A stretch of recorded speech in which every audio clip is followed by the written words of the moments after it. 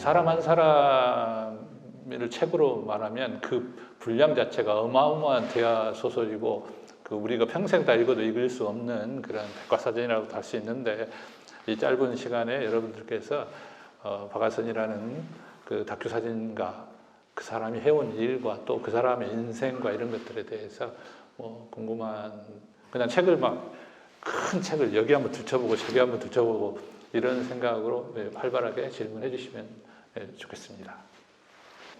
예, 제가 고인돌을 제일 처음에 촬영을 시작한 것이 2003년인가 뭐 4년쯤 될 거예요.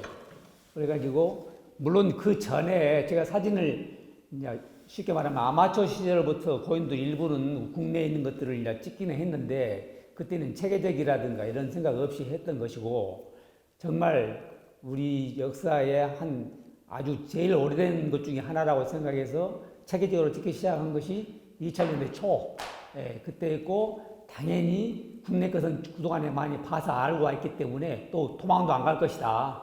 그렇기 때문에 제일 찍기가 어렵고 우리가 모르는 것들이 아무래도 만주 지방에 있는 우리 고인돌이다. 그런 생각해서 제일 먼저 그때 만주를 찾아갔죠.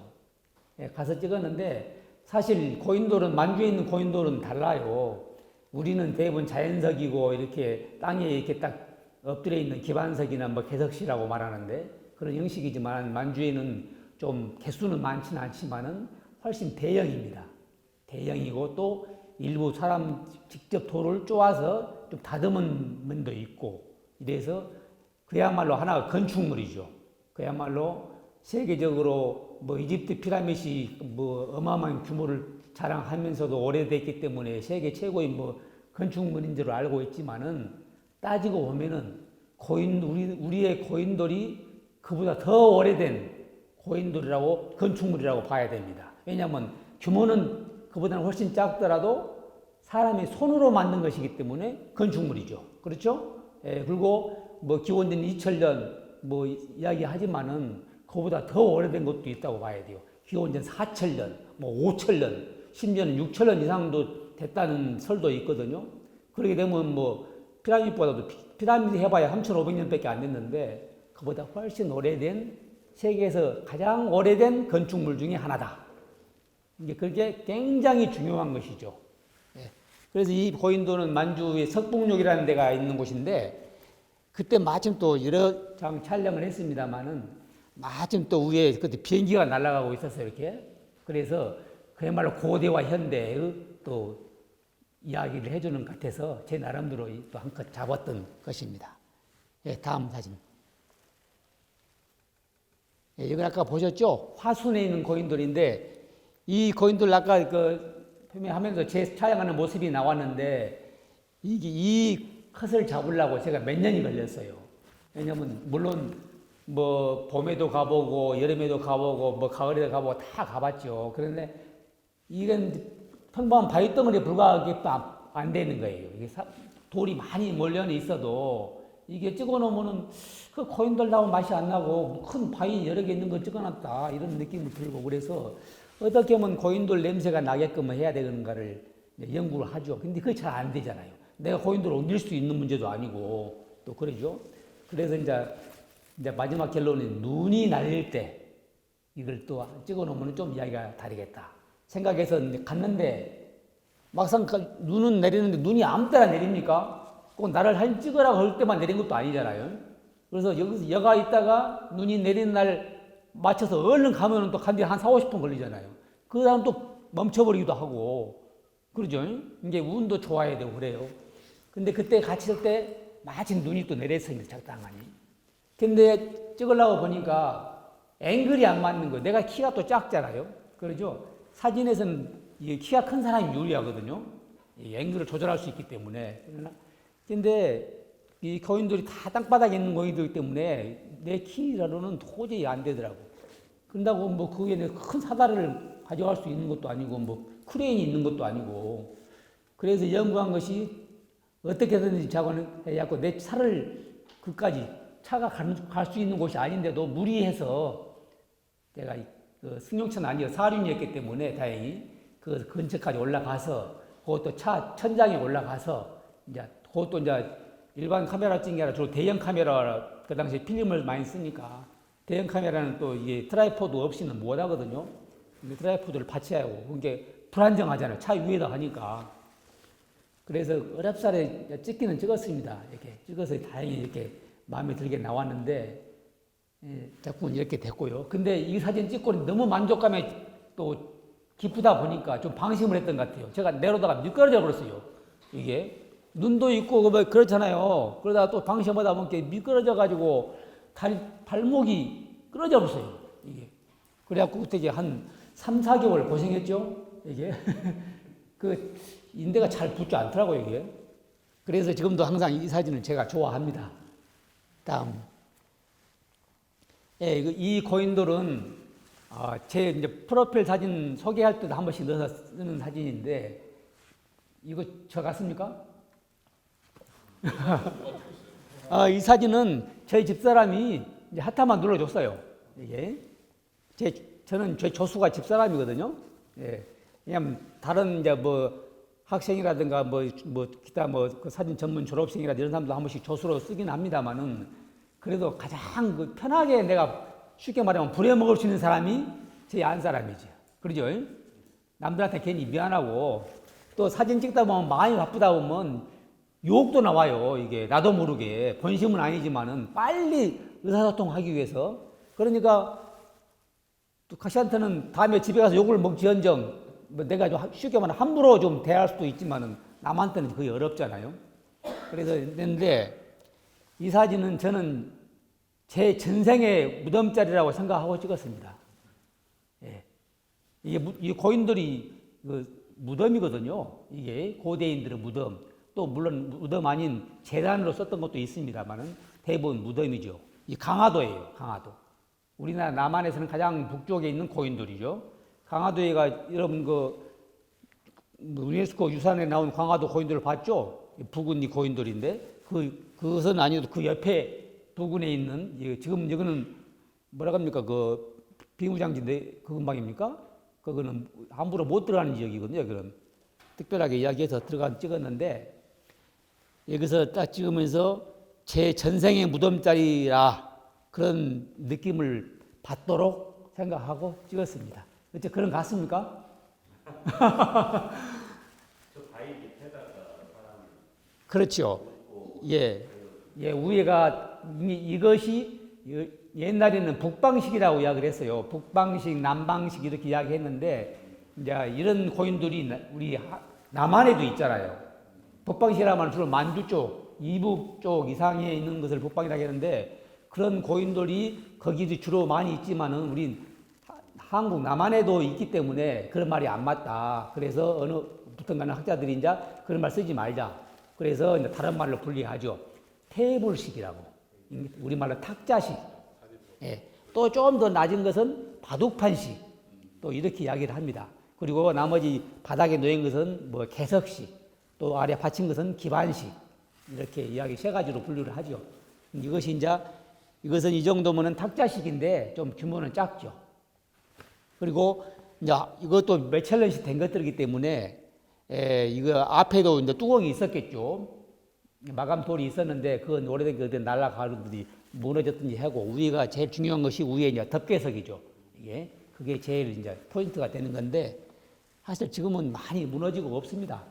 지금이니까 그래도 세계 문화유산이 돼서 물론 모든 다 고인돌이 문화유산은 아니고 지금 화순, 강화도 또 고창 이 세 가지 있는 고인돌을 이제 세계 문화유산 등록이 된 지가 10년이 넘었습니다. 넘었는데 그러니까 지금 보호가 되는 것이지 그야말로 세계에 7만여 개의 고인돌이 있다는데 그 중에 3, 4만 개가 우리 한국에 있어요. 그러니까 세계 절반 이상이 한국에 있는 그러니까 그것도 전라남북도에가 있습니다. 예. 극히 일부분이 강화도라든가 뭐 다른 뭐 포항이라든가 뭐 창녕, 의령이라든가 이런 데가 극히 일부 있고 대부분이 전라남북도에 있습니다. 그러니까 전라남북도는 소위 고인돌 왕국이다를 말을 써도 전혀 손색이 없는 거죠. 그렇죠? 예, 근데 우리는 워낙 많고 하다 보니 그 가치를 잘 몰라왔던 것이에요. 아까 말씀드렸듯이 세계 최고의 건축물인데 규모만 작을 뿐이지 건축물인데 너무도 많다 보니까 그것을 가치를 모르고 많이 방치해서 논이나 밭 갈다가 묻어불고 쪼개 써버리고 막 이렇게 해서 많이 없어졌던 거죠. 예? 그러나 지금은 이제 당연히 그 유물 관리가 되기 때문에 소수 남아 있는데 아직도 지금 아쉬운 점이 많습니다. 네, 이 코인들은 이게 이제 곡성에 있는 코인들이에요. 여러분도 쉽게 볼 수 있습니다. 여기서 곡성 가다 보면 고속도로에서 막 나와서 곡성 시내로 가다 보면 막 처음에 오르막길로 올라갑니다. 그 오르막길에 도로에 구도로 딱 붙어 있는 구도로 흔적이 있어요. 그 흔적에 가면 있습니다. 이게 저는 하도 이게 어마어마하게 크고 또 그래서 이것도 찍은 지가 좀 오래됐습니다. 한 20년도 넘었죠. 근데 저는 이제 원자폭탄이라고 내가 이제 이렇게 이름을 붙여서 부르는 고인돌인데 겁나 큰 대형 폭탄처럼 보이죠. 근데 우리 테이블식은 그런 것은 안 되지만 우리 남한에 있는 고인돌들은 대부분 자연석을 이용해서 이렇게 기반식이나 개석식으로 되어 있기 때문에 특이한 것이 보는 각도에 따라서 전혀 다른 고인돌 모습으로 보여요. 이게 위쪽에서 이렇게 보면 이것도 이렇게 보이지만은 저 반대편에서 보면은 훨씬 고인돌이 짧게 보이면서 다른 고인돌 전혀 같다고 전혀 할 수가 없는 그런 고인돌이 됩니다. 예. 그래서 보는 각도에 따라서 사진이 다른 사진 차이 되는 거죠. 그런 것이 특징입니다. 네, 그리고 이것은 만주에 있는 이제 석봉산 고인돌인데 이게 이제 우리 민족의 고인돌 중에서는 현재 남아있는 곳에는 가장 큰 거예요. 이 위에 덮개석 고인돌이 지금 8m 90입니다. 돌 하나에 붙인 것도 아니고 원래 하나. 이 8m 90은 엄청나게 크잖아요. 근데 그 당시 기술로 어떻게 그 큰 돌을 올렸을까? 물론 뭐 이집트 피라미드 큰 돌도 올렸다는데 못 올렸다는데 생각할 수 있지만은 그게 지금이야 뭐 올린다면 뭐 크레인 쓰면 되고 뭐 쉽게 올릴 수 있죠. 그러나 하나의 저렇게 긴 돌을 찾아내기도 쉽지 않았을 뿐만 아니라 저걸 올렸다는 것. 또 이것은 어느 정도 다듬었을 거예요. 이게 이렇게까지 반드서진 않았을 건데 일부 다듬어서 올린 건데 지금 여러분 사진은 잘 안 보입니다만은 또 그 당시 사람들이 고대 이게 기원전 한 2000년, 3000년 전에 만든 고인돌이라고 보는데 그때 그 사람들은 얼른 말하면 신석기 시대 뭐 이렇게 뭐 청동기 시대를 넘어서 신석기 시대가라고 볼 수 있는데 신석기 시대 사람들은 그러면 우리보다 훨씬 멍청했을까요? 우리가 그렇게 생각할 수 있잖아요. 그렇죠? 옛날 사람들은 다 우리보다는 다 멍청했을 것이다. 몰랐으니까. 내 생각할 수 있으면 절대 그것은 오산이라고 생각합니다.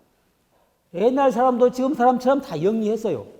예, 여러 가지 정황을 보면은 지금이나 컴퓨터 같은 거 없고 그랬을 뿐이지 다 머리 쓰는 것은 다 영리했다. 이 사람들이 이렇게 딱 올려놓으면 비가 오잖아요. 비가 오면은 비가 저 맞아서 바로 그 밑에는 비가 안 맞겠죠. 그렇지만은 비가 물 타고 흘러내립니다. 바위를 타고 흘러내리면서 쭉 내려다가 그도 땅으로 떨어지냐 그게 아니에요. 흘러내리다가 안으로 들어갑니다. 돌 타고 안으로 들어가는 거예요. 아마 건축하신 분들은 잘 알 겁니다. 이 처마에서 타갖고 처마로 바로 물이 떨어진 게 아니고요. 떨어진 물이 있고 일부 물은 이렇게 해서 처마를 타고 안으로 들어갑니다. 물이. 그래서 이렇게 안으로 스며든 거거든요. 그래서 그것을 보완하기 위해서 이 사람들이 해놨어요. 그것을. 속에 보면 뺑 둘러서 홈을 파놨어요. 이렇게 쭉 둘러서. 이게. 그게 지금도 그 홈이 남아 있습니다. 이게 그런 것까지 생각했다는 거. 그 옛날 원시 시대에 얼마나 그 현명한 행동이었겠습니까? 예, 그런 것도 잘 남아 있어요. 지금은 이것이 가장 큰 고인돌인데 지금 이 속에는 도교 신전으로 쓰고 있어요. 도교 신전. 속에 가면 도교 신상들이 많이 남아 있어요. 다음. 이거는 이제 제가 만주에 있는 고인돌 중에서 가장 마지막에 촬영했던 고인돌인데, 이것은 이제 가장 마지막에 찍었던 것은 가장 늦게 정보를 입수했고 가장 힘들게 찾았다는 이 고인돌입니다. 이것도 이제 테이블식인데 일부 좀 가장자리 돌들이 오랜 세월에 떨어져 나가서 좀 작아 보이죠. 그리고 이 속에 이제 유골들이 있었겠죠. 그래서 이건 이제 제수이 고인돌이라고 이제 연영성에 있습니다. 근데 또 저하고는 또 항상 제가 잊지 못할 고인돌 중에 하나입니다. 이 고인돌을 찾으러 가서 엄청나게 내가 힘이 들었어요. 하루 종일 산을 헤맸습니다. 왜냐하면 이제 우리나라의 고인돌의 정보가 거의 만주치는 없어요. 학자들이 많이 갔다 옵니다. 오지만은 갔다 왔어도 사진만 찍어왔지 또 어디 찾아가라고 하면 못 찾아가요. 왜냐하면은 안내에 따라서 차만 타고 가다가 다 왔습니다. 내리세요. 여가 집니다. 그럼 보고 갑시다. 타고 가기 때문에 자기들은 어딘지를 몰라요. 갔다 와서도 대부분 그러잖아요.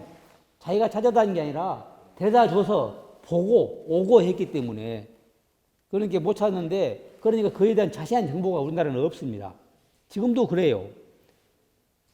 제가 탈 때 그것이 상당히 어려웠죠. 그래서 제가 유일하게 그때 정보를 가지고 찾아갔던 것은 북한에서 나오는 그 학자들이 발행했던 체계가 그 대충 정보가 나와 있었어요. 그래서 그걸 보고 찾아가는데 그것도 미흡해요. 저 산에가 있다고만 나와 있어요. 예? 저 산에, 근데 산이 뭐 손바닥만 합니까? 이거 야상이지만 얼마나 넓습니까? 물론 전지 다 뒤지면 되겠죠. 그러나 얼마나 시간이 많이 걸리겠어요. 우리 같이 이제 또 오랫동안 있을 수도 없는데. 그러니까 온 산을 다 뒤진 거예요. 저 산 어디가 있는지를 모르니까. 그렇잖아요? 근데 그 산 또 다 새벽에 출발해가지고 아침밥 못 먹었죠. 점심 먹을 데가 없어서 못 먹었죠. 이제 석양 지려고 하는데 배는 고프지요. 힘은 딸리죠. 온 산 다 뒤져서 이제 파김치 됐죠. 그러죠. 그런데 아직도 못 찾았다는 거죠. 그런데 이제 포기도는 절대 나는 포기할 수 없다. 그래서 그때 제 소수로 간 분이 따라 있었는데 가다가 마지막 희망을 갖고 저거를 가보자 이렇게 가는데 참 저는 참 그 이상하다고 생각을 해요. 갔는데 석양역인데 이 주변이 다 밑에는 옥수수 밭이에요. 만주는.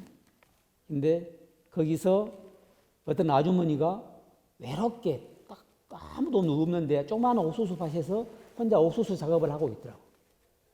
중국 사람이죠. 그래서 이제 서투른 중국말로 이제 대충 손짓밭이 돼가면서 이제 물어봤지. 이게 고인돌이 중국말에서는 고인돌이라고 안 합니다. 잘 아시겠지만은 스펑이라고 그러죠. 예. 돌집이다. 이런 식으로. 근데 이제 이런 거 어디 본 적 있냐 그랬더니 그 아줌마 저리 가라고 그러더라고. 이제 중국말로 저쪽으로. 그래서 내가 지금 올게 가고 있다. 마지막으로 이제 있겠다 하고 이제 고맙다고 갔지. 가니까 이게 나왔어요. 올라가니까. 근데 이 고인돌 앞에 딱 서는 순간 제가 쓰러져 버렸어요. 이 고인돌을 딱 숨이 차죠. 산에 올라가니까 숨이 차고 그런데 딱 도착하니까 갑자기 고인돌 앞에 딱 섰는데 고인돌이 하얗게 변하는 거예요. 이렇게 고인돌이 빛이 바람에서 하얗게 변하면서 내가 쓰러져 온 거예요. 이게 의식을 잃어버린 거지 이제. 물론 그 원인은 이제 탈진해서 그랬겠죠. 이제 찾았다는 안도감에서 그래도 탈진을 해버린 거지. 그런데 마침 뒤따라온 조수가 이제 내가 쓰러진 것을 보고 와서 이제 놀래죠. 이제 그러잖아요. 그래갖고 이렇게 세워가지고 있는데 다행히 우리가 먹을 것도 없었어요. 근데 도중에 오다가 주워온 그 캔에서 이삭죽기 한 거 하나를 주워온 것이 있었거든. 이게 중국 무는 또 동글동글하더만 이게 무가. 야, 그놈 하나 주워놓은 거 있는데 그놈을 얼른 깎아서 내 입에 넣어주더라고.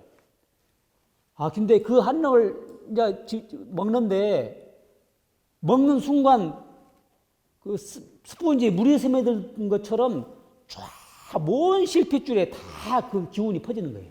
이게 몸속에 순간적으로 그걸 느낄 수 있는 거예요. 그러더만 이제 제가 일어날 수 있었어요. 그 한 조각 입에 넣고 그 참 실핏줄처럼 쫙 퍼져감을 느낄 수 있었어. 그래가지고 일어나서 촬영을 하고 그래서 이제 내려오면서 그 아주머니 있으면 고맙다고 하려고 갔더니 그 옥수수 밭도 없고 그 아주머니도 없고 아무도 없는 거야. 이게 그가 분명히 있었는데 옥수수 밭이 있었는데 옥수수 밭이 없고 그 아주머니도 아무도 없는 거야. 이게. 그래서 내가 꼭 귀신이 홀린 것처럼 그런 느낌. 분명히 있어서 내가 분명히 이거 아주머니한테도 물어도 보고 했는데 그 밭 자체가 없는 거야. 이게. 옥수수를 수만 다 베어내지는 않았을 거 아닙니까? 이게. 근데 그게 없는 거예요. 그래서, 하도 내가 애답게 찾다 보니까 뭔가 조상신이 나한테 계시를 내려줬는가 보다. 저는 그렇게 생각하고 있습니다. 너무 길죠? 예. 예, 아까 이야기했던 거고, 예, 이제 다 봤고, 이제 고인돌은 단 사진 많이 있습니다만은, 이게 여러분들도 어디 가서 고인돌을 보시면은 이게 이제 많잖아요. 화순 고인돌 유명하죠. 근데 화순, 고창, 강화도 고인돌만 유네스코 돼 있는데, 이제 그건 잘못된 거예요.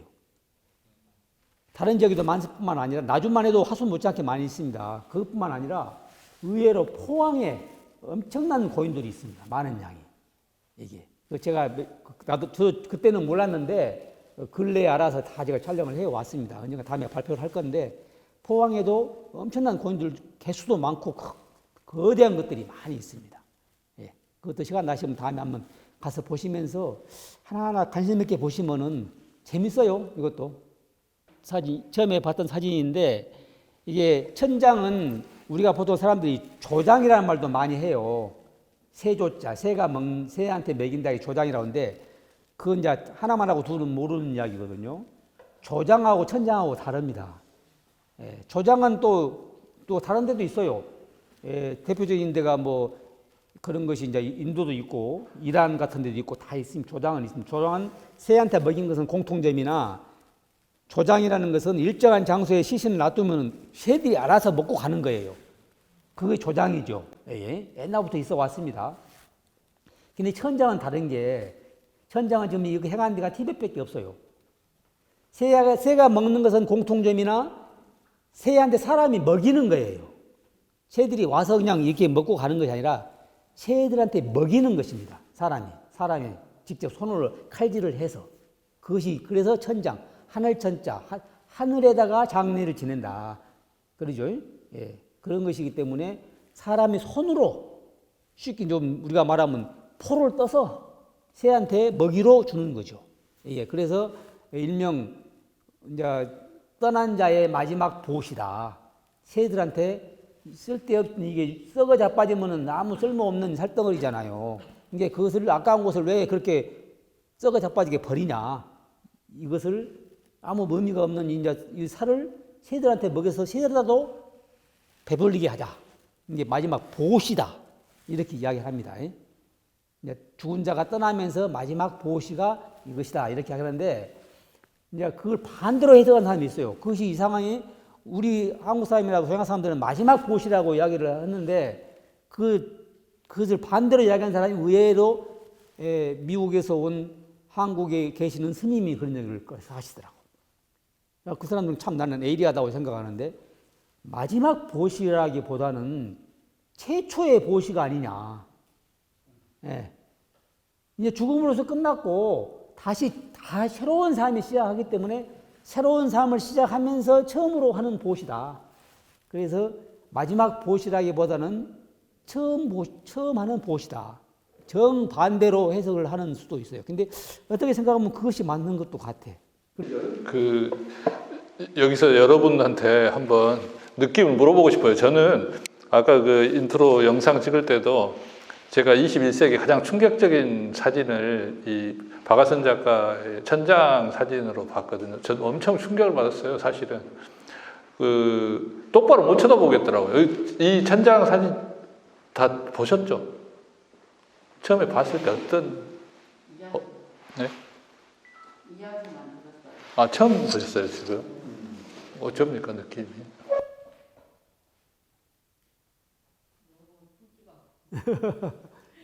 예, 근데 물론 우리 입장에서 볼 때는 끔찍하고 도저히 용납이 안 되는, 예를 들어 누가 그러잖아요. 너희 어머님이 돌아가셨는데 너희 어머니 그 시신을 거기 남도질에서 새를 먹이면 넌 썩었냐? 도저히 난 용납할 수가 없다. 이렇게 이야기를 하죠. 그러겠죠?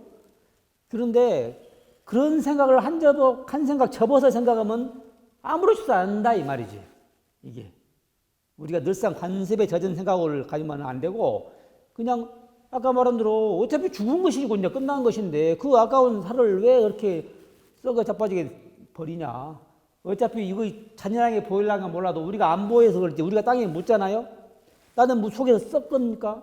썩으면 뭐 벌레들이 생기고 그러겠죠. 그러면 우리가 안 봐서 그렇지 그 얼마나 더 처참하고 불결하겠습니까? 우리가 안 봐서 그렇지. 그러니까 그것보다는 이것이 더 깨끗하다.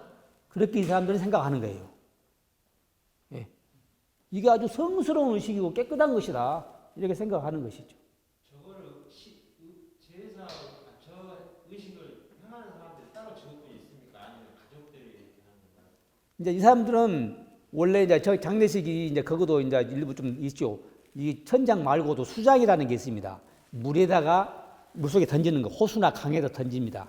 그리고 이제 천장하는 것이고, 물론 극소수는 이제 화장을 해가지고 그 스투파, 그 우리는 부도라고 합니까? 그런 것을 만들기도 하죠.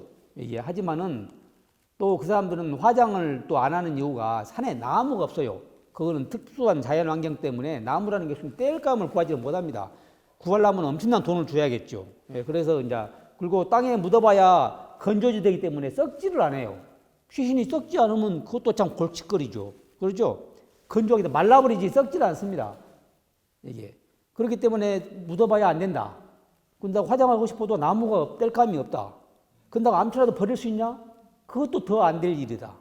그러잖아요. 그래서 물에다 버리든지 천장을 하는데 물에다 버리는 것은 아주 뭐라 말해볼까 그 사람한테 죄인들이나 하는 짓이에요. 죄인들, 전염병 환자, 뭐 이런 사람들이나 수장을 하는 것이지 보통 사람들은 다 천장을 합니다. 그리고 대부분 사람들이 자기가 죽었을 때 천장을 해주기를 원해요. 이게 그것을 영광으로 생각합니다. 예. 그래서 천장을 하는 것이거든요. 지금 천장사라고. 그렇죠. 천장사가 근데 천장을 죽으면은 이게 이제 그 시신을 가지고 이 사람도 3일 만에 해요. 우리가 지금 3일에 장례 나가잖아요. 그러면 좀 3일 만에 하는 이유는 칼질을 할 때 이미 피가 굳어서 피가 줄줄 흘리질 않죠. 이게. 그리고 또 영혼이 빠져나갈 시간을 준다든가 이렇게 생각할 수도 있겠죠. 그래서 3일 만에 가서 하고 그러면 자기가 아무나 하냐 그건 아니고 못하죠. 그 사람들도 자기 부모, 자기 형제 시신을 이렇게 칼질해 본인이 못하죠. 그러니까 그걸 한 사람이 있어요. 천장사라고. 절에서 그 총괄하는 임명하는 사람이 임명을 합니다. 불심이 두터운 사람한테. 그래서 임명을 하면 그 사람만이 할 수 있는 거예요. 예. 기록하실 때 그 아무나 기록을 못하게 예, 당연하죠. 예, 다음 사진 보면서 봅시다. 왜냐하면은 이것이 뭐 불결하거나 무엇이 나빠서 못 보게 하는 게 아니라 아까 제가 인터뷰 이야기도 나왔지만은 오해할 수 있는 소지가 있다고. 전혀 문화가 다른 사람들이 볼 때는 참 야만적이다 이렇게 오해할 수가 있기 때문에 그것을 그 사람들이 해서 보고 사진 찍고 해서 뭐 신문에 내서 현지인들한테 알리고 그러면은 어마어마하게 특히 한국 사람들 윤리 따지고 뭐 한 사람들은 정말 야만인들이 하는 행동이다 이렇게 비난할 거 아닙니까? 자기 성스러운 의식을 그런 것이 오해할 소지가 있기 때문에 아예 차단시키는 거죠. 이게 뭐 자기들 것이 나빠서 못 보게 하는 게 아니라 그런 오해의 소지가 있다. 그래서 못 보게 하는데 옛날에 어떤 서양 뭐 사진가가 옛날이죠. 그걸 몰래 못 보게 하니까 몰래 숨어서 찍다가 걸려갖고 이 천장사한테 칼 맞아 죽을 뻔했다든가 뭐 그런 얘기도 있습니다만은 그래서 이제 못하고 또 몰래 숨어서 멀리 찍어봐야 그 한 컷, 네 컷 그 찍는 거 뭐 되겠습니까? 그래서 저는 이제 몇 년에 걸쳐서 공을 들여서 이거 이제 허락을 받은 거예요. 예. 그러니까 사람들이 그 공 들이면은 막 간절히 원하면은 다 이루어진다고 하잖아요. 예. 그래서 이제 저도 이런 것이 티벳에 있다고는 말은 들었고 티벳을 다니면서 계속 연구를 했으나 볼 수가 없죠. 어디 헌지도 모르고 또 접근도 불허하고 또 보통 말라에서 허락도 안 해주고 그런데 이제 그렇게 가다 보니까 우연하게 실크로드 여행하면서 한국 스님을 한번 만났어요. 여행 중에. 근데 그분이 이제 그런 얘기를 하더라고. 자기가 티베트에서 2년 동안 살면서 수행을 했는데 거기에서 이런 것을 한다. 그래서 그걸 하면 가보지 그러냐고 그러더라고. 그래서 아 그래요. 근데 이제 장소는 알았지. 알았으나 가게 하면 못 지키면 그만이잖아요. 근데 이제 그런 게 있을 거 아니냐 그랬더니 그분이 어쩌면은 자기가 이야기를 하면은 가능할지도 모른다. 왜냐하면 자기가 그 티벳 마을에 많은 도움을 주고 온 거야. 왜냐하면 복사기도 사다 갖다 주고, 근데는 그런 거 없을 거 아닙니까? 그러니까 복사기도 사다 갖다 주고, 또 뭣도 갖다 주고, 막 여기서 많은 도움을 준 거예요. 예? 그러면서 친해졌고, 그렇기 때문에 자기가 이야기하면은 그 이해를 하고 해줄 수 있다. 그래서 이제 그분 도움을 받았지. 그래가지고 이제 그것도 준비 기간이 있었죠. 그래가지고 가서 이제 사역을 했는데 그것도 쉽지가 않더라고. 쉽지가 않아요. 그 사람 이제 허가를 받는데 그 구비간보라는 그 중에 제일 우두머리 승려가 있죠. 승려가 있는데 그거 하니까 말이 잘 안 통해요. 그 사람들은 중말은 합니다. 저는 중말도 별로 이제 뭐 뜬뜬도 하고 뭐 손짓받쳐서 하는데 그래서 이제 이야기를 했죠. 그분 이야기하면서 이야기를 하니까 말을 안 하는 거예요. 말을 안 해. 나는 이제 탁 앞에 무릎 꿇고 죄인처럼 무릎 꿇고 이제 딱 그 이야기만 하고 이제 대답을 떠지기를 기다리고 딱 있는데 눈 감고 말을 안 하는 거예요. 말을. 얘가 탈지. 그래도 어쩝니까? 제가 아쉬운 놈이라 한없이 저 그냥 답이 나오기를 기다리고 무릎 꿇고 무릎 앞에 죽었는데 이제 꿈쩍도 않고 있는 게 한참만 이야기를 하더만 사람 죽는 것은 다 똑같은 것을 무엇이 좋다고 그까지 왔냐 그러더만 이제 그때는 뭐 모든 걸 모르지만 내가 딱 그 이심전심으로 알아들은 거예요. 이심전심으로. 그럼 내가 무슨 말을 하겠습니까? 거기서 아니 그게 아니고 뭐 이렇게 말할 수 없는 문제고 말도 안 통하고 그래서 내가 뭐 한 말은 없고 그 말도 맞는 말이고 그래서 딱 그냥 듣고만 가만히 있었지 하나씩 이게 또 하나씩 있더라고. 하나씩 있다가 또 한참만 또 이야기하시더만 너희 부모가 죽었을 때 그것을 이렇게 사진 찍게 하겠느냐 이렇게 말씀하시더만 그래서 내가 또 한 말도 못했지. 죄인처럼 듣고만 한 말도 못하고 있는 거예요 그냥. 야, 그건 한 시간이 흘렀을까? 그러더만은 마지막에 허락을 하시더만. 이게 자기도 마음에 안 내키나 그 스님이 또 부탁해서 온 사람이고 또 뭐 별일 있을라디야 생각하고 이제 허락을 해준 거예요. 그래서 이제 찍었는데 그 사람만 허가해서 되느냐? 그게 또 아니에요. 유가족이 또 허락을 해야 돼. 예. 처음에는 유가족하고 별 탈이 없었어요.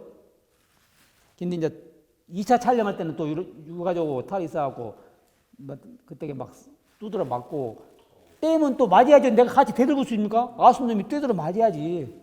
하고 카메라도 한 대 깨지고 그리고 두드러 맞고 막 하다가 결국은 또 그거 찍고 또 거기서 이제 찍고 난 게 유가족이 이제 다음에는 이제 신고로 간다고 하더만. 신고로 간다마는 중국 공안한테 신고를 하는 거예요. 그러면 중국 공안들은 이제 무조건 잡아가는 거죠. 그러죠? 그러면 이제 잘했든 안 했든 다 실린 뺏기고 뭐 복잡하지. 그러니까 신고로 가는데 몇 킬로 걸어가야 돼요. 지금이야 핸드폰이 있으니까 핸드폰 이야기하고 그만이지만은 그다음에 그런 게 없으니까 몇 킬로 걸어가서 신고를 해야 돼. 이게 시간이 있는. 그래서 그 사람 걸어갈 때 나는 딴 길로 도망을 나왔지. 예, 그렇게 해갖고 다행히 안 뺏기고 이게 온 거예요. 이제 그런 것이 참 쉬운 일이 하나도 없더라고요. 가족들이 그 지금 가정 계속해서 끝까지 지켜보고 있잖아요. 거의 끝까지 지켜봅니다. 사진 옆에가 이렇게 둥그렇게 이렇게 있는 사진 있죠. 예, 다음 사진 봅시다.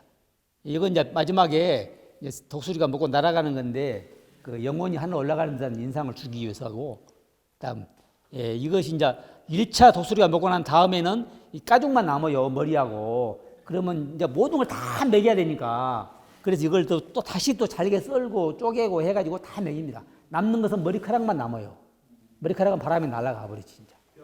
예, 뼈까지. 왜냐하면 1차 먹고 나면 뼈만 남아보면 처신이 곤란하죠.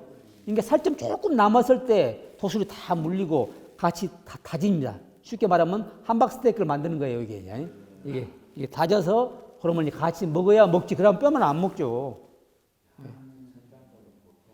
작업하시고 나서 혹시 꿈에 안 나타나요? 저는 꿈에는 나타나지 않았는데 처음에는 저도 냄새가 많이 납니다. 그 특유의 냄새가 나거든요. 피 냄새는 아니에요. 피 냄새는 아닌데 특유의 냄새가 납니다.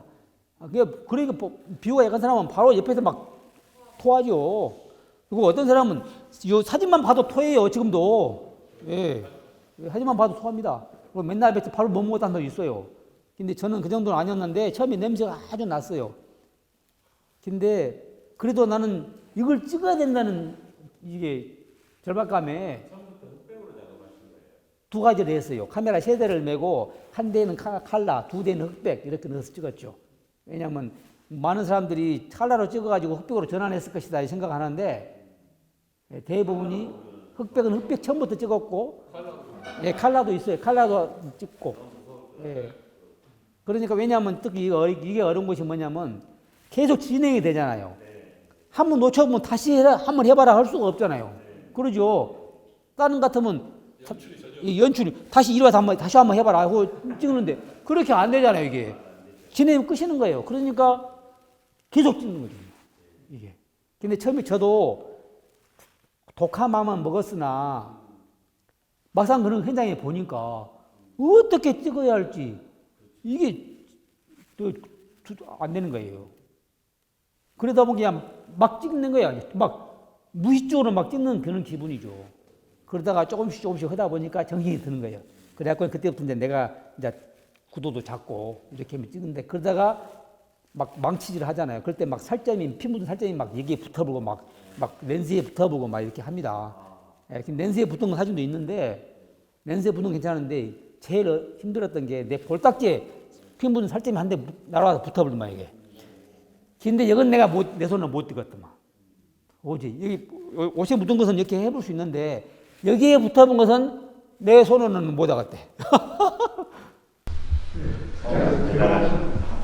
그 맞추면서 혹시 그 과정에 그 속에서 혹시 그 선생님 깨달음이나 그런 거 없었습니까? 뭐 깨달음이 있다기보다는 딱 그 순간 사람 시신도 우리가 소 잡는 거, 돼 잡는 거 다를 바가 하나도 없다. 그런 생각이 들었어요. 우리가 굳이 왜 사람 시신이라고 달리 생각한 것이 이상하다 정도로 그건 내가 느꼈죠. 똑같아요. 딱 엎어놓고 얼굴 안 보이니까 엎어놓고 이 칼질을 하고 그러니까 지금 돼지 잡는 거 다를 바가 없는 거예요. 우리 인간이 왜 돼지는 마음대로 이렇게 칼로 자르고 잡으면서 왜 죽은 사람 시신은 그렇게 하면 안 됩니까? 그런 생각이 들더라니까요. 자연으로 흔히 우리가 자연으로 돌아간다고 이렇게 죽으면 그렇게 이야기하면 하는데 이 천장 사진을 보고 저는 자연으로 돌아가는 방식에서 가장 뭐랄까 그런 의식 중에 가장 고차원적이다는 생각이 들더라고요. 네. 빠르고. 네. 근데 그 뒤로 한국의 작가들이나 이런 사람들이 천장 사진을 그 뒤로 뭐 찍었거나 작업을 했거나 또 지금 티벳에서 지금 천장에 어떤 풍습이 남아 있나요? 지금은 이제 이거 벌써 찍은 지가 2000년 마지막 2000년 찍었기 때문에 벌써 20년이 흘러버렸잖아요. 근데 이게 한간돼서 한 100km 이상을 반경 100km 이상을 커버를 해요. 이게 200km 반경이니까 한 200km 정도를 한간돼서만 합니다. 이게 200km 저쪽에서 죽으면은 그것까지 가져오는 거예요. 그러니까 제가 가장 어려웠던 것이 제가 이것을 사진을 찍을 때 이게 그 지아그래피 있죠? 잡지. 지아그래피에서 내가 이제 기획안을 넣어서 거기서 이제 기획안을 받아들여서 촬영을 한 거거든요. 하고 시간을 20일 받았어요. 20일. 20일 만에 촬영을 해와야 된다. 근데 오고 가는데 8일 걸려요. 오고 가는데 8일 걸립니다. 여기를 가는데. 근데 이제 그러면 한 열흘 남짓밖에 안 남잖아요. 열흘 남짓 안에 촬영을 해야 돼. 이게. 근데 이제 가서 도착을 해서 촬영을 딱 이제 허락도 받았고 촬영을 다 해야 되는데 문제는 사람이 죽어야 시신이 있어야 천장을 할 거 아닙니까? 누가 나 찍으라고 시신을 준비해 놓은 것도 아니고 그러잖아요. 영화 촬영할 때는 다 준비해 놓고 촬영하면 되겠지만은 나 찍으라고 시신 딱 준비해 놓고 있는 것도 아니고 누구를 죽일 수도 없는 문제고 사람이 죽어야 내가 사진을 찍는데 사람이 죽질 않는 거예요. 이게. 시간은 막 흘러가고 5일이 흘러가 버렸어요. 5일이. 예, 8일 동안에서 5일이 그냥 천장 하나도 없이 흘러가 버린 거죠. 그러니까 나는 이제 너무 답답하죠, 이게. 그러죠. 이게. 근데 내가 누구를 죽일 수도 없는 문제고, 너 죽으라 할 수도 없는 문제고. 깝깝하다. 그때 진짜 초조했죠. 근데 다음에 5일이 딱 된 때부터는 시신이 오기 시작하더라고. 그러니까 100km 정도 넘게 200km 안에서는 하나씩 죽겠죠. 그때 이게 겨울철인데, 겨울철에 사람들이 많이 죽잖아요, 노인들이. 그런 현장단지들은 교수님께서 제일 먼저 하신 거예요. 그렇죠. 지금 이렇게 책임져준 사람이 지금까지도 없죠. 예, 왜냐하면 지금은 해봐야 또 가치도 없고, 이제 제가 먼저 해버렸기 때문에 이제 뭐 전혀 가치가 없는 건 아니겠지만 없고, 또 지금 TBS에서 거의 볼 수가 없어요. 이제 지금은 잠깐 신용만 할 겁니다. 살짝 신용만 하고 나머지 이제 대충 이렇게 해버리죠. 왜냐하면 중국 식민지잖아요, 티벳이. 그렇기 때문에 중국 정부에서 저런 것을 못하게 하죠. 그러나 티벳 사람들은 문화기 때문에 반발이 심할 수 있기 때문에 대놓고 바로는 못하게 했는데 항상 그런 조금씩 제약을 가하는 거예요. 그래서 벌써 20년이 흘러버렸기 때문에 지금은 이제 거의 신용만 하고 말지. 완전하게 못하기는 문화 말살이기 때문에 반발이 심해야 된다고 해서 못해도 간혹 못해도록 다른 쪽으로 유도를 하고 막 다른 걸 이제 화장도 하게끔 나무도 갖다 주고 막 할 거 아닙니까? 그러다 보니까 안 하죠. 그래서 이제 보기도 힘들고 헌데도 없고 그렇습니다. 그리고 또 헌다 해도 아까 봤지만 허가를 못 받으니까. 네. 그래서 좀 못하죠. 작업하실 때 지금 기다리시면 어떨 때는 뭐 이를테면 5구, 10구 이렇게 올 수도 있잖아요. 그렇죠. 5구까지는 못 받고 제일 많이 올 때가 내가 3구. 3구가 똑같은 사람이 3구 다 합니다. 한 명이요. 그 사람이 이제 노쇠해가지고 힘이 없을 때 또 다른 사람이 하는 것이지 이 사람이 할 수 있을 때는 이 사람만 해요. 시신 한 구 처리해 주는데 유가족한테 중국돈 50원 받습니다. 52원이면 한국돈 10,000원도 안 되는데 그것 받고 한 구 해주는데 서너 시간이 걸리죠. 근데 엄청나게 힘들어요. 이거 해발 4,500m거든요. 해발 4,500m입니다. 그러니까 우리는 걸어가기도 힘들어요. 숨이 차서. 근데 이 사람들은 그 오한말을 이제 두드러면서 그걸 뼈를 깹니다. 우리는 내가 한번 해봤어요. 한 번 휘둘러는 게 더 이상 할 수가 없어요. 숨이 차서. 근데 이 사람은 그거 살고 이제 숙달 됐기 때문에 하죠. 이게 굉장히 힘이 드는 일인데 이 사람은 그것도 마다 않고 해요. 자기의 사명이고 승려죠. 젊은 승려죠. 근데 또 그러니까 항상 뭐 제가 혼자 그렇게 생각하는 몰라도 이 천장 사고도 나는 또 상당히 교감이 통했어요. 처음에는 찍어서 이제 사람한테 이제 뭐 인사만 하고 이제 허락해 줬으니까 찍었는데 이 사람 이름이 추판이라는 사람이에요. 추판인데 3년 후에 두 번째 갔어요. 그걸 갔는데 이제 도착하기 저녁에 이제 거기서 숙소 정해놓고 이제 어디 갔다가 오는데 어두워졌어요. 하고 그거는 추운 이제 그 돌집이고 막 통나무 집이더만. 밤에 이제 딱 이렇게 건물이 이렇게 있는데 딱 돌아가려고 하는데 누가 딱 와서 둘이 그냥 거의 코가 다 불었어요. 이렇게. 예. 저기서는 한 사람이 이렇게 오고 나는 이렇게 가고 커브에서 밤에 잘 안 보이다 보니까 뚝 돌아가는데 둘이 코가 다다시피 하마점 부는데 부딪힐 뻔했지. 저 사람이었어. 알아봐요? 근데 나는 알아봤지. 저 사람도 알아본 거야. 그 어둠 속에서도 알아봤어. 이게 그것이 나는 참 신기하다 생각하거든요. 그때 천장 찍을 때 3년 전에 좀 보고, 예, 그리고 3년 이후 지나갔고, 내가 간단 말도 안 해. 그 사람부터 흔적도 없고, 그 사람은 오니까 모르지. 근데 그것을 또 우연한 순간에 밤에 그것을 만났는데, 순간 알아본 거지. 물론 내가 먼저 안치하니까 그 사람도 알아봤지만은, 그거 참 신기하다도 생각을 해요. 야, 저 사람 집에도 가보고 그랬지. 근데 저 사람 아버지가 천장사에 했더만. 아마 세습 제도는 아닌 것 같은데 아마 힘이 있으면 하는 거죠. 그래갖고 참 지금도 인상 깊게 남아 있죠. 이것은 이제 유일하게 내가 이제 칼라 한 잔만 지금 내 준비해 왔는데 더 좀 실감 좀 하시라고 하려고 이 칼라를 이렇게 넣었습니다. 이것이 이제 제일 마지막에 이렇게 남아 있습니다. 그러면 여기에 다 먹고 나면은 저걸 다 또 망치로 쪼개요. 쪼개서 모든 걸 다 개안하게 독수리를 통해서 그 영혼을 하늘로 올려보내는 그래서 하늘에다가 장례를 지낸다. 이게 천장이라는 거죠. 어찌 보면 수목장이나 뭐 크게 자연에 순화되는 그런 의미로 보면 지금은 그 사람들 또 이제 화장하고 일부 또 걷기 또 일부는 땅에다 묻기도 하더라고요, 하기는. 그리고 독수리들이 이제 이 독수리과에 속하는 벌초라는 새입니다. 벌초. 이게 이 새는 절대 살아있는 것은 안 먹습니다. 이게 날개를 피면요 한 2m 됩니다. 양날개 피면은 이게 엄청 크고 아마 아주 작은 어린애들은 타고도 날 수 있을 거예요. 그런 정도 큽니다. 그리고 옆에서 무섭죠. 그냥 부리가 이렇게 나오고 그냥 한번 딱 줘서 한번 누구면 그냥 빠져나와버려 그냥. 예. 근데 절대 살아있는 것은 안 먹습니다. 죽은 것만 먹는 거예요, 이것들은. 예, 유족들이죠. 아니, 저 독수리. 아, 유족들.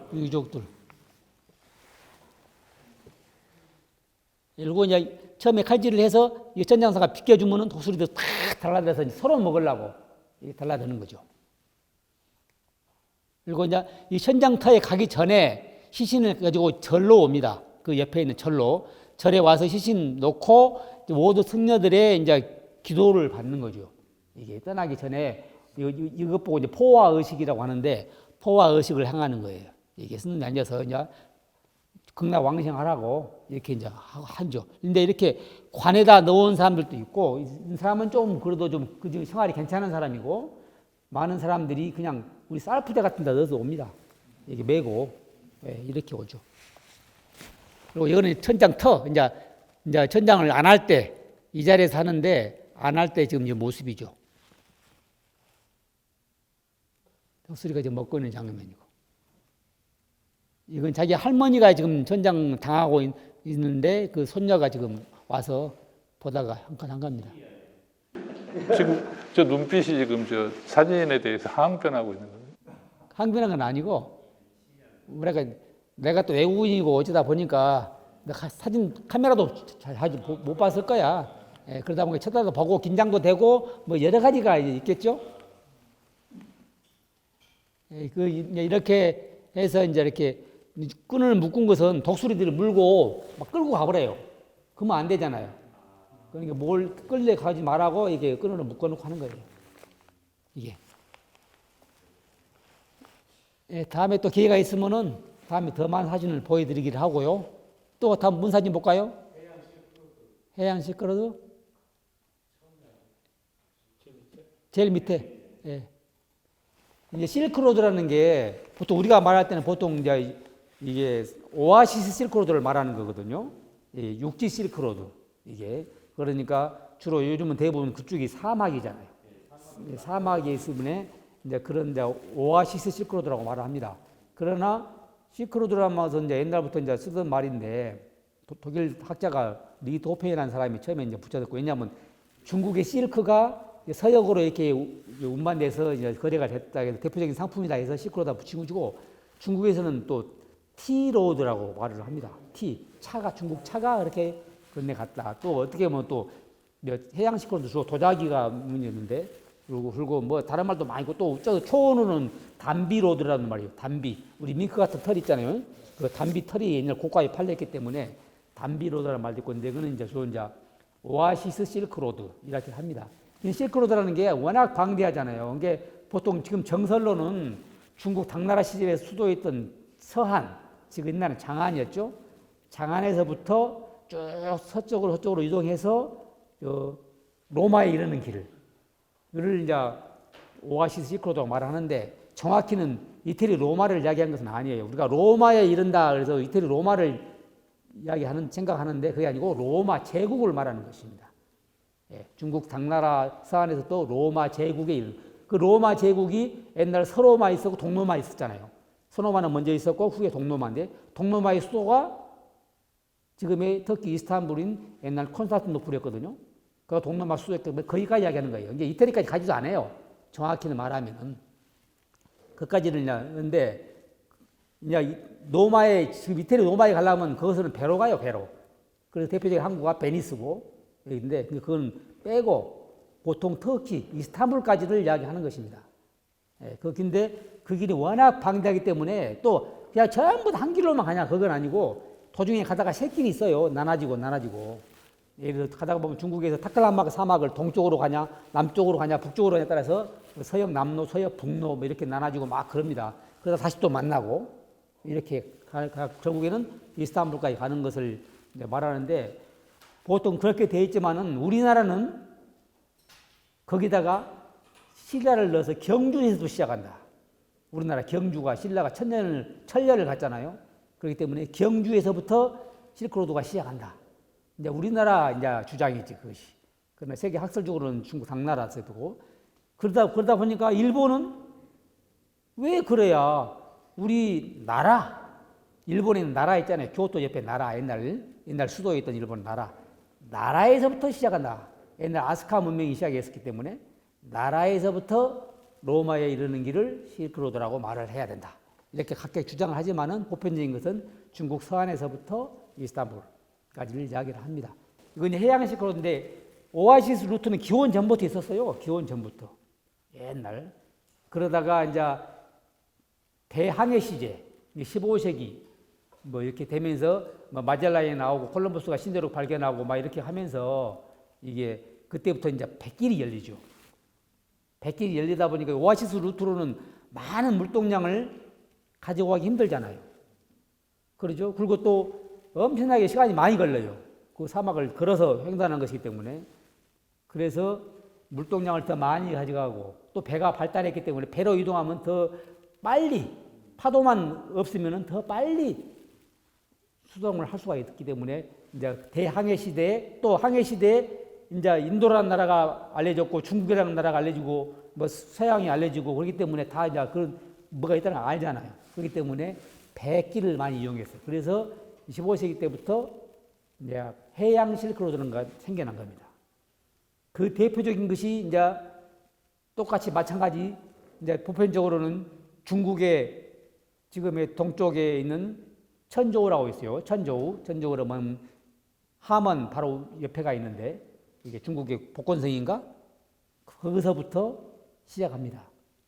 그래서 쭉 거기서 꼭 중국의 광저우도 거치고 베트남도 거치고 태국도 거치고 자꾸 말레이시아가 제일 중심이 있어요. 말레이시아가 쿠알라룸푸르가 수도잖아요. 거기서 2시간 아래로 내려가면 싱가포르가 중간 사이에 그가 요즘 갑자기 생각 안 나네. 이름이 뭐죠? 아니야. 그가 옛날 해양 실크로드의 중심이에요. 중심.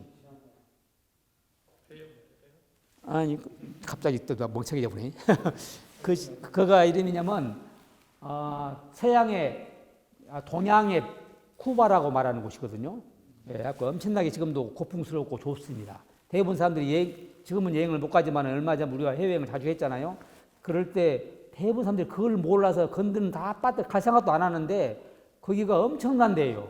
볼거리가 많고 의미 있는 곳이고 거기가 왜 그러냐면은 해양 실크로드의 중심인데 왜 중심이 됐냐면은 명나라 시대에 대항해 시대의 선두주자가 누구인지 아십니까?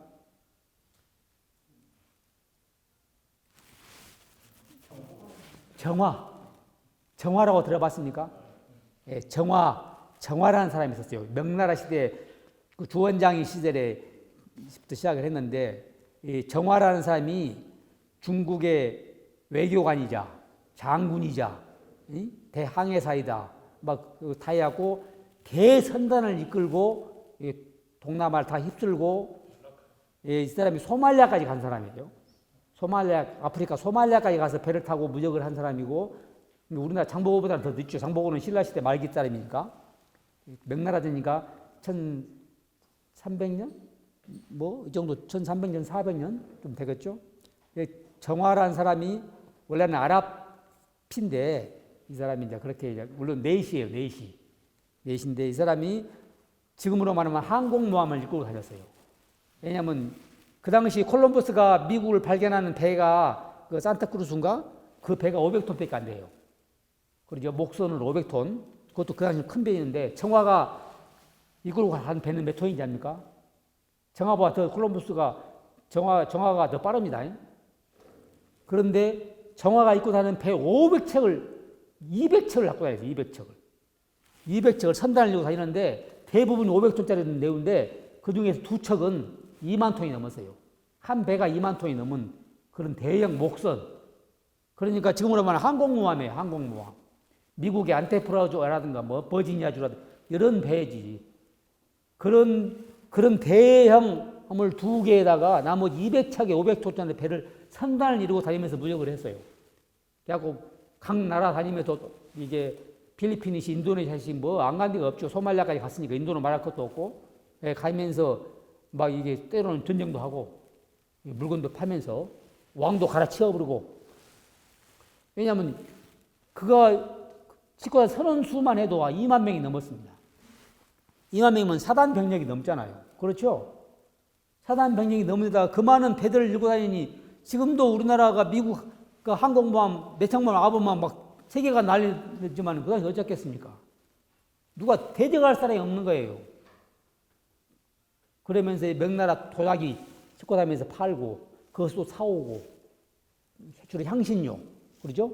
예, 향신료 이런 것들 사오고 그래가지고 거기가 정화가 그걸 근거지로 삼았어요. 정화가 만든 도시예요. 예, 그래갖고 그가 지금도 그때 정화가 만들어서 생겨난 차이나타운 지금도 그가 존재합니다. 세계에서 가장 큰 차이나타운이고 그때의 모습대로 그대로 있어요. 지금도. 하고 지금 정화 박물관이 그가 또 있습니다. 그리고 온 시내가 정화 간판이 다 정화예요. 지금도 이게 그 가면은 그 도시 전체가 유네스코의 보존 도시예요. 이게. 예, 근데 여기는 지금 인도예요. 예, 정화가 다니면서 했던 그런 인도 풀이라는 지역인데 벵골만 여기는 지금도 이런 모습입니다. 현재의 모습입니다. 이렇게 어선들로 이렇게 고기 풍선을 통해서 고기 잡아서 바로 백사장에다 퍼놓고 경매하고 그래요. 지금도. 예, 동인도 벵갈만 쪽인데. 예, 다음이요. 그리고 여기는 이제 남인도 쪽인데 여기는 이제 힌두교 사원에서 신자들이 이렇게 야자 기름까지 불 피우면서 기원하고 이렇게 하는 거예요. 요즘도 저렇게 자기 집 앞에다 그림 그리던데. 예, 그렇죠. 지금 모습입니다. 예. 그리고 그 다음 사진은 이것은 이제 스리랑카. 아까 남인도 비슷하죠. 이건 스리랑카의 지금 모습이에요. 지금도 이 스리랑카는 이렇게 범선들이 이렇게 있으면서 고기 잡고 그렇습니다. 이게 마치 이런 거 보면은 우리는 주변에서 못 보니까 마치 이게 옛날 그런 하맘 시대를 풍경을 보는 듯한 느낌이죠. 이게 여행의 맛이 물씬 나는 거예요. 이런 거 보면은 가서. 여기 가서 가면은요, 막 잡아온 그 왕새우들 많습니다. 그야말로 양식이 아니고 자연산. 그러면 막 엄청 싸요. 막 그냥 한 냄비 사다가 그냥 바로 삶아가지고 먹고 오면 배살게 먹죠. 이게. 돈 걱정 안 하고 먹을 수 있습니다. 여기는 이제 중국 아까 천조우 거기에서 관진묘라고 관우사당. 중국 사람들은 관우를 많이 모신 사당이 있잖아요. 관진묘에서 지금 기복 사상을 가지고 지금 막 향 피우면서 복을 비는 거죠. 대보름 때. 이것은 바로 이제 아까 말한 말라카. 말라카. 지금 도시 이름이 말라카입니다. 옛날 이름 그대로거든요. 예, 말라카인 게 말레이시아라는 말인데 말라카. 거기가 도시가 한국과 좋았어요. 하고 세계 물동량의 중심이에요. 그러다가 그가 이제 후에 이제 그가 바다 수심이 얕아져 버리니까 그 대체로 생겨난 것이 싱가포르예요. 지금 그러면 해양 실크로드를 따라서 지금 계속 작업하셨단 말이에요. 언제까지 몇 년에 걸쳐서 한 거예요? 이것도 지금 한 20년 했죠. 아. 제가 항해사 시절부터 했으니까. 원래 전직이 항해사입니다. 네. 전직이 제가 네. 그렇게 해양에서 대륙으로 가신 거예요. 네.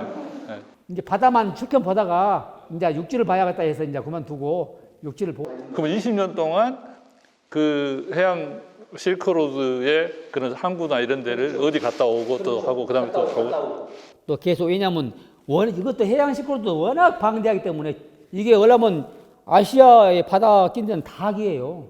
우리나라 경주부터 시작해서 우리나라 경주 해양 실크로드 유명한 데가 우리 안도 장보고 청해진부터 또 낄 수 있고 여수항도 지금 기고요. 그러잖아요. 경주도 기고 이게 여기 서해안도 일부 있고 그리고 상하이 쪽으로 해서 다 연결된 것입니다. 이게. 여기는 이제 말라카에 제일 처음에 서양 세력이 대항해 시작하면서 포르투갈이에요. 자리를 잡은 사람들이 포르투갈. 포르투갈이 제일 먼저 그 진출을 했거든요. 포르투갈이 자기 요새를 만들어내겠다가. 왜냐하면 그것도 하나 그 물동량 자기 그 이권 확보하기 때문에 전쟁을 하는 거예요. 그렇기 때문에 그걸 지키기 위해서 했다가 요새를 만들었어요. 포르투갈 사람들이. 야구 대포 놓고 막 이제 못 들어오게, 다른 나라 사람들 못 들어오게, 내가 차지하란다. 이런 거 향신료 다 내 것이고, 너희들은 얼씬도 마라. 그러다가 후에 네덜란드한테 뺏겨버립니다. 그 후에 등장한 세력이 네덜란드 세력이거든요. 네덜란드가 이걸 또 차지해버려요. 이게. 그러다가 네덜란드 다음에 영국이 또 차지해버려요. 그래갖고 지금 마지막까지 영국이 차지하고 있다가 이제 독립한 거죠. 이게. 이게 세상 사람들 다 지기 이권 다음에 이거 지끼리 싸우고 하는 데가 바로 이 말라카인데 모든 역사의 흔적이 다 여기가 말라카에 가 있습니다. 지금도 그때 건물들이 많이 남아 있어요. 잠깐 하나 궁금한 게 이건 이제 그 말라카 이야기보다 사진을 찍을 때 방금 것처럼 저 두 사람을 의식적으로 넣으신 건가요? 아니면 의식을 했죠. 왜냐면 사진인 게 찍기가 참 그 어려운 거예요. 보통 찍은다면 이제 자료 사진만 생각한다면 저 성만 다 찍어도 되죠. 대부분 그렇게 찍죠. 그렇죠. 그렇지만은 그러면 하나의 포스트카드가 되는 거예요.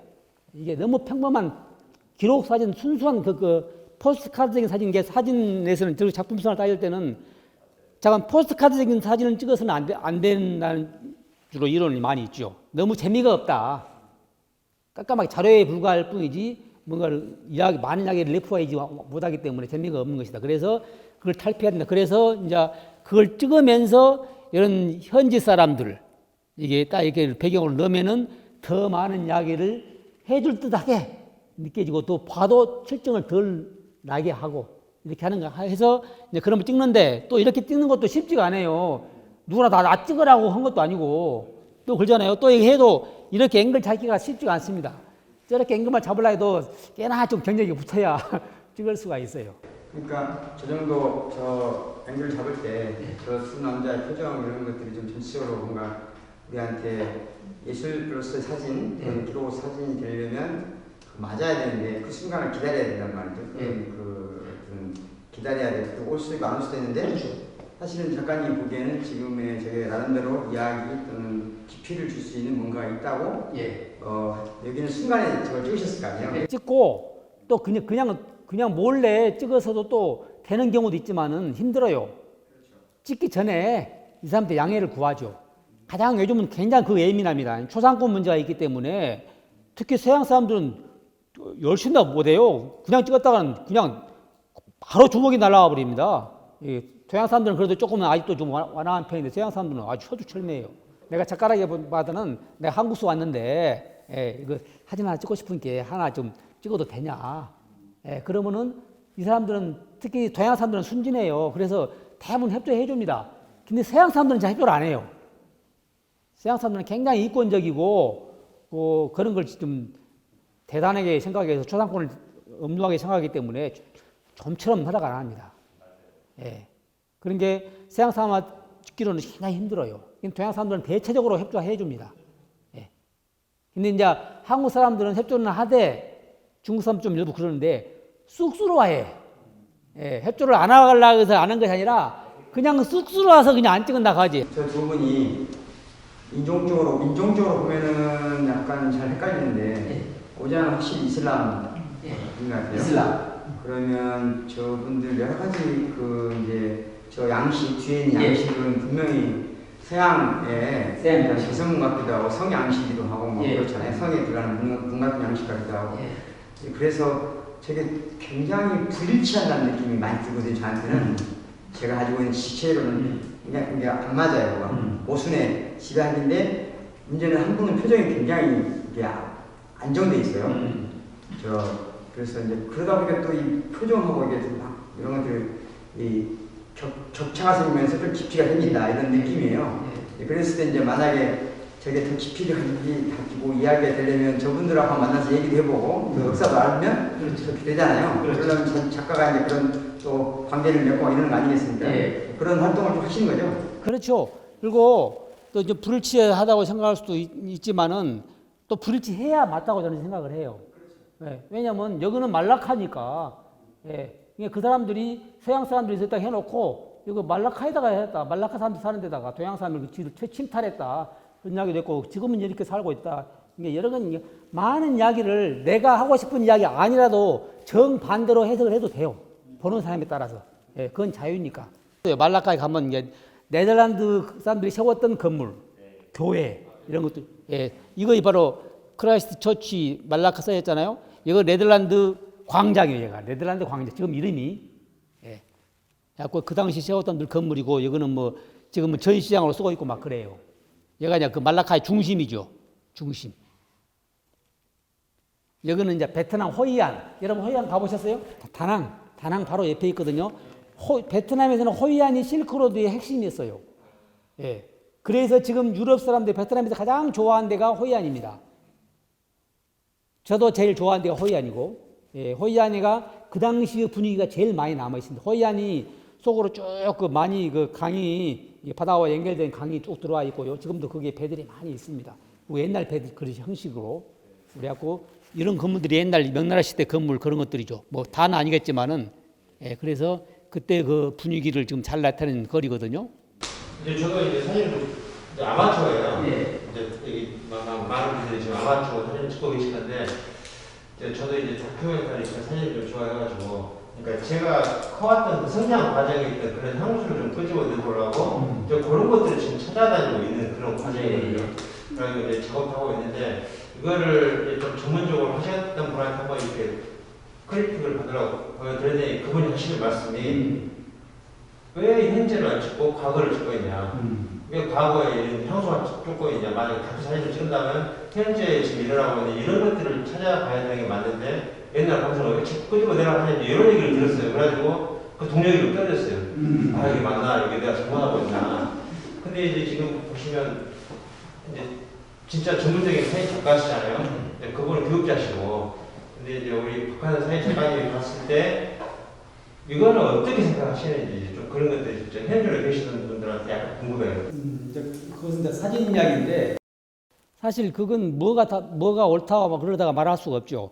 다 필요한 것이죠. 제 생각에는 지금은 지금대로 다큐멘터리는 그러면 기록이잖아요. 이게 기록 속에 자기 주관을 넣으면서 사실에 왜곡하지 않은 선에서 주관 넣으면서 자기가 주장하고 말을 이제 담는 건데 기록이기 때문에 뭐 지금 기록도 당연히 필요한 것이고 또 특히 지금이라면 이 사회성에 대한 이야기, 사회를 고발한다든가 뭐 비판한다든가 이런 이야기도 있을 수 있고 현 우리의 삶을 좀 뭔가 다른 시각으로 보고 이야기할 수 있는 거 그런 것도 당연하죠. 해야 되고 그렇지만은 또 과거 이야기는 과거 이야기대로 내가 내 나름대로 이것을 다시 한번 들춰내서 좀 많은 사람한테 들려주고 싶고 보여주고 싶다. 왜냐하면 지금은 사라져버리고 없는 것이기 보고 점치는 보기가 힘들기 때문에 그것대로 다시 더 사라지기 전에 조금이라도 남아있을 때 사진은 그야말로 그림이 아니니까 있는 걸 찍어야 되니까 그걸 지금이라도 사라지기 전에 찍어서 기록에 놔야 돼. 일단 기록에 놔야 되고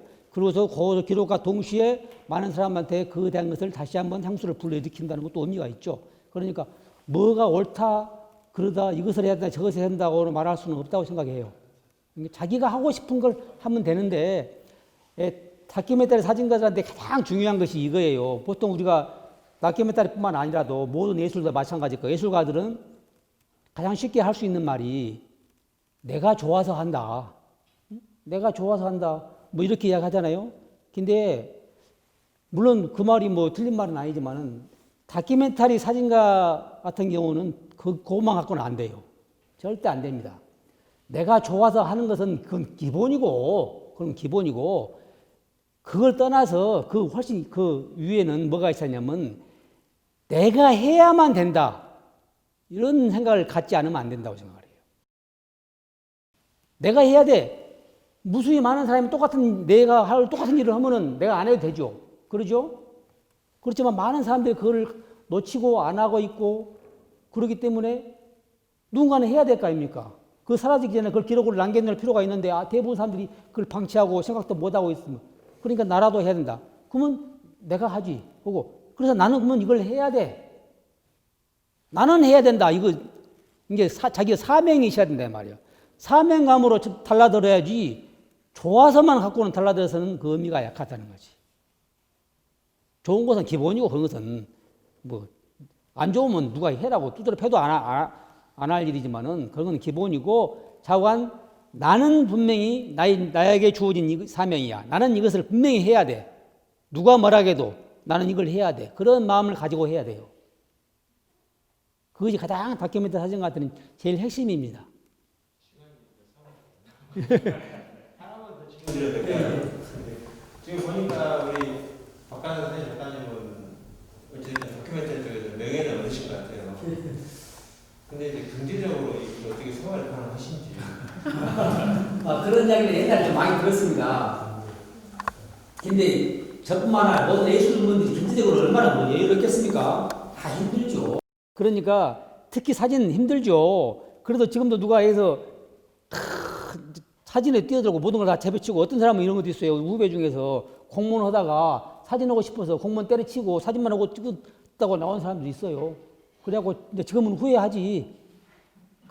요즘 공무원 얼마나 잘 나갑니까?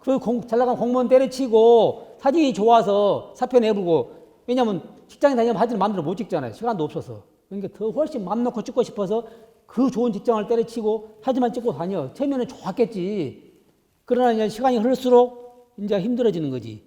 그때 생각은 내가 사진 이렇게 찍고 잘만 찍으면 충분히 먹고는 산다. 돈이 이렇게 생기고 저렇게 생기고 부자는 아니어도 내가 충분히 공무원 할 때만큼은 내가 할 수가 있다. 이런 생각을 가지니까 했겠지. 근데 현실적으로 어렵죠. 그리고 돈을 생각하고 이게 그런 작업을 떼두면 잘 안 돼요, 또. 왜냐면 돈에 맞춰야 되지. 그러잖아요. 돈을 생각하면은 내가 예를 들어서 어디 중국을 가서 사진 찍는다 그러면 비행기 싸게 얼마? 가서 그 활동비 얼마? 뭐하다고 옛날 필름값 얼마? 뭐 하면 돈이 얼마 들어? 그러면 갔다가 그 이상이 나와야 그 장사지. 본전도 안 돼야 보면 장사도 안 해야지 처음부터. 그러잖아요. 그러니까 돈 생각하면 안 되죠. 내가 이렇게 다닌 것도 그런 돈 생각하고 쓰면 진작 안 했어야 돼요. 이게 미친 짓거리라고 생각할 수 있지. 그러지만 내가 한다고 여유로워서 내 돈이 있으니까 그렇게 한다? 그것도 아니고 그런 거 일체를 떠나서 그야말로 좋아하는 것은 기본 위에다가 아까 말로 정말 나는 이것을 내가 해야 된다. 이런 사명감 때문에 하는 거예요. 누가 알아주든 알아주지 않도 돈이 되면 좋고 안 돼도 뭐 안 된 것으로 생각하고 이렇게 해야 되죠. 그래야 일이 되지. 절대 그렇게 계산하고 뭐 돈 생각하고 막 전혀 안 됩니다. 근데 그럼 그러죠. 그래도 활동할 수 있는 돈은 있어야 될 거 아니냐 이야기를 하죠, 사람들이. 근데 저도 그것도 참 내 자신이 수수께끼예요, 나도. 내가 어떻게 살아가는가 모르겠어. 지금 생각하면. 근데 그것도 하나 노하우예요. 그것도 노하우. 오래 하다 보면은 조금씩 그 방법이 생깁니다. 그런다고 내가 어디서 후원을 많이 받냐? 거의 저도 후원 받는 게 거의 없어요.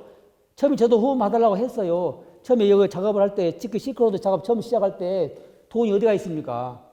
그래서 신문사도 기한도 내보고 잡지사도 내보고 막 했죠. 근데 그야말로 하나도 해준 데가 없더만.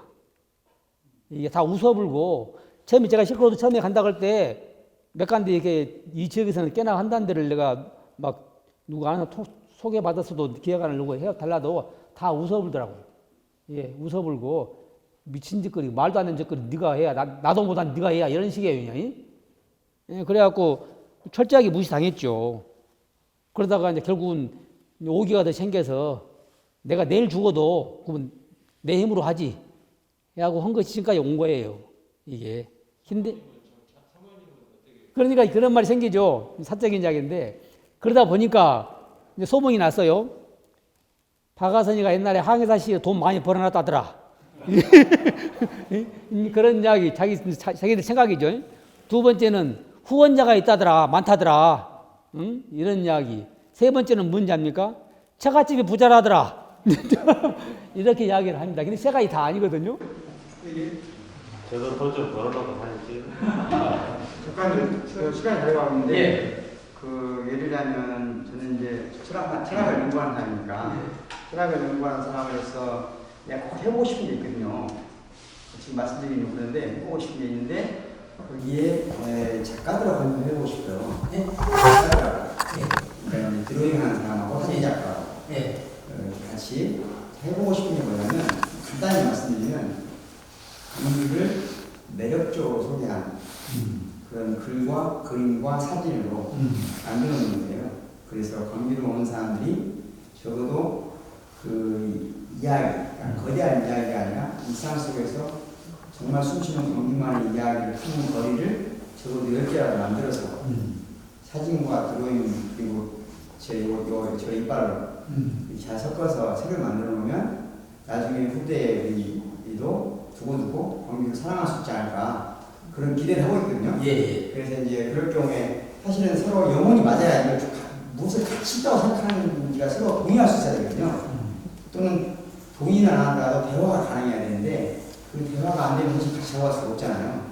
그런데 이제 대화가 되고 뭔가 프로그램이 되고 그런데 되게 우리는 한계가 아까 말씀드린 누가 지원을 안 해주잖아요. 예. 그 지원을 안 해주니까 예를 들면 사진 하나를 찍더라도 많은 시간이 거기 들어가야 된단 말이에요. 예. 우리는 좀 지나가 쭉 보고 오지만 그 시간을 기다려야 되니까 그 시간을 기다려서 그 시점을 찍어야 되니까 이제 그런 작업들도 광주에서 해보실 뭐 생각 있으신지? 당연히 있죠. 당연히 해야 된다고 생각을 해요. 근데 이제 아까 말한 대로 시간이 충분히 있어야 된다는 거고 두 번째 이제 그에 대한 또 돈이 경비가 들어가니까 경비 지원이 좀 있어야 되고 그러거든요. 왜냐하면 저 같은 경우는 이제 저는 이제 대부분 제 힘으로 다 이렇게 해왔는데 해오다 보니까 시간이 엄청 많이 걸려요. 이게 지원이 어디서 따르면은 한 5년 걸릴 것을 한 1년 만에도 할 수가 있는데 그게 없다 보니까 5년 걸리고 10년이 걸린 거예요. 이게 뭐 누가 올해만 걸려서 작업 뭐 하겠어요? 최대한 빨리 마치고 싶지. 근데 그렇게 있는데 그 비슷한 예로 이제 작년인가 나 아는 친구가 강주 무등산을 한번 이렇게 그런 식으로 한번 사진을 찍어서 뭐 한번 해보자고 그러더라고요. 그러면서 이제 지원을 해준대. 지원해주는데 지원금이 이제 너무 작지. 근데 이제 작은데 겨우 얼마나 하면 겨우 책을 만드는 비용밖에 안 되는 거야. 근데 그건 될 수가 없죠. 책만 비용으로 끝나는 건데. 근데 이제 내가 안 한다고 했죠. 왜 안 한다고 했냐면 그 비용이 문제가 아니라 시간이 안 주는 거예요, 시간을. 6개월 자꾸 해라는 거지. 말은 1년이지. 준비 기간 뭐 다 보면 찍는 건 6개월도 안 돼요. 근데 그 6개월도 안 되는 시간에 그것을 해내야 된다. 그래서 내가 그랬지. 그러면은 나는 그거 못 한다. 나는 뭐 돈 벌 생각은 뭐 돈을 벌면 좋지만 돈을 안 벌어도 할 수는 있는데 지금 무수한 많은 사람들이 무등산 작업을 안 했겠냐. 많이 했겠지. 뭐 사진가는 말할 것도 없고 다른 사람도 했을 것이다. 그리고 나와 있는 거 있을 거고. 그런데 지금 새로 만나면 그보다는 훨등이 좋아야 되는데 그 단시간에 그거 한다는 것은 뭐 내가 천재도 아니고 그건 안 된다. 그래서 차라리 안 한 것보다 못하다. 그래서 내가 안 한다고 해서 안 했어요. 지금 그걸 안 했을 겁니다. 적어도 내가 그랬지. 적어도 3년이라는 시간을 줘야 되고 그래도 못해도 아까 말한 예산에 그도 몇 배는 줘야 된다. 그래야 뭐 돈은 안 벌어도 술돈이라도 그 있어야 움직이지. 제가 돈을 많이 해서 근데 그런 거는 필요하고요. 또 이런 방법도 있어요. 그러니까 그 다양한 방법을 할 수가 있거든요. 예를 들어서 어떤 특정한 한 사람이 작업을 하면 시간이 많이 걸리고 할 수 있지만은 여러 그룹을 또 풀 수도 있죠. 예. 예를 들어 마치 전문가들만 풀 게 아니라 일반 대중들한테도 같이 풀어서 참여 같이 해서 예를 들어서 작게는 이제 성격이 달라지겠습니다만 그냥 광주의 하루라는 제목으로 해가지고 그냥 수백 명을 풀어가지고 하루에 끝내는 작업도 있고 왜냐하면 그 하루 만에 또 맛이 있을 거 아닙니까? 그러면 여러 사람이 했기 때문에 짧은 시간에 다방면으로 또 살펴볼 수 그런 것도 할 수 있고 옛날 서울에서 그런 거 했거든요.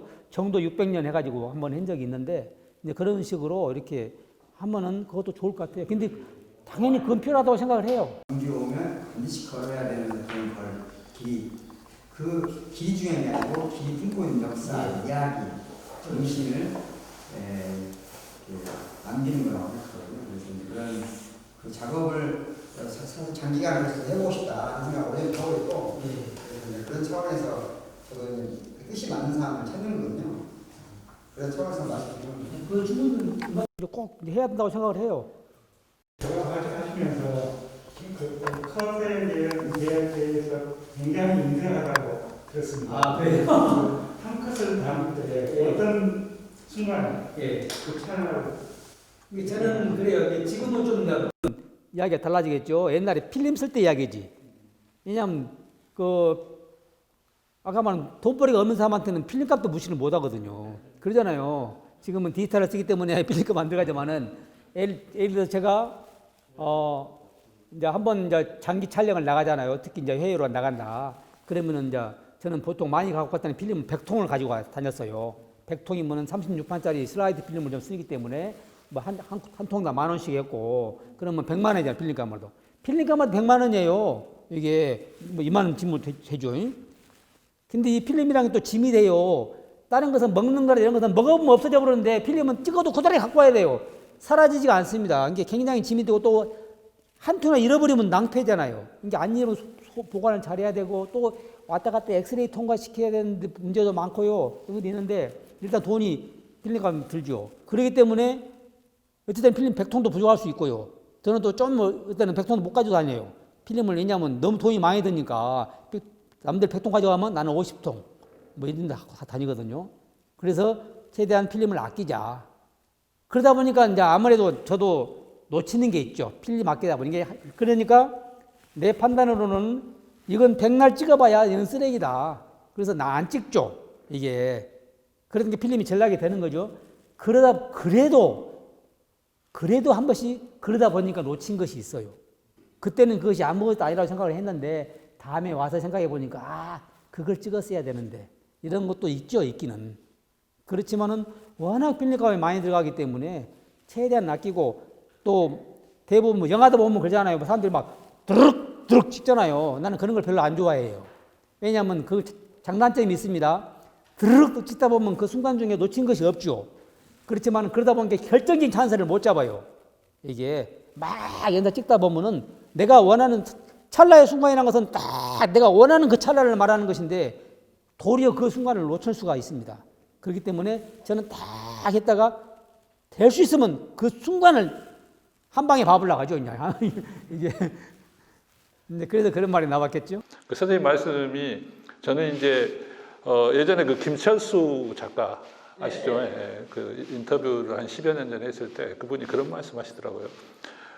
필카를 쓸 때 사진은 진짜 기다림의 미학이었다. 저 안에 들어있는 그 엄청난 내력과 아우라를 어느 순간에 포착해야 되는가에 대한 그런 공부와 그런 어떤 그 과정이 지난하구나 이런 생각을 했고, 그래서 예술가다 이런 생각을 했고요. 그분이 또 그런 말을 했어요. 지금 요즘 사람들은 아까 차르륵 찍으니까 디카로 지금은 완전히 기다림의 미학이 아니라 초이스의 미학이 되어버렸다. 그러니까 결정적인 순간을 작가 자신이 몰라버릴 수도 있는 것이죠. 그래서 그런 생각이 좀 들었습니다. 끝으로 우리 박하선 선생님 작가님을 생각하면서 그 최근에 읽은 책에서 딱 두 구절 뽑아갖고 왔어요. 일부러 찍어갖고 왔습니다. 작가란 무심하게 살아가는 사람들의 영혼을 뒤흔들어 깨워 그 가슴을 감동으로 채워야 하는 예술품을 만들어내야 하는 업보를 지고 사는 존재들입니다. 이런. 학대하듯 스스로를 닥달하며 평생 긴장하고 최선을 다한 노력을 바치지 않고서는 그 업보는 풀리지 않습니다. 그 작가 조정래 선생님이 자기 인생, 그 작가 인생 50년을 결산하면서 쓴 홀로 쓰고 함께 산다라는 그런 구절이 나옵니다. 하나만 더 읽어드리면요. 나태하고 안일에 빠진 예술가들에게 남겨지는 것은 냉소와 외면과 궁피뿐입니다. 그 지옥에 떨어지지 않으려면 어찌해야 하는지는 예술가들 스스로가 알아차려야 할 일입니다. 예술의 길은 감상도 낭만도 아니고 치열한 노력과 연마의 길일 뿐입니다. 저는 제가 아는 사진 작가 중에서 우리 박하선 선생님이 그런 분이 아니었나 이렇게 생각하고요. 여러분에게 충분히 좀 이렇게 만족과 울림이 준 그런 자리였기를 바랍니다. 박수로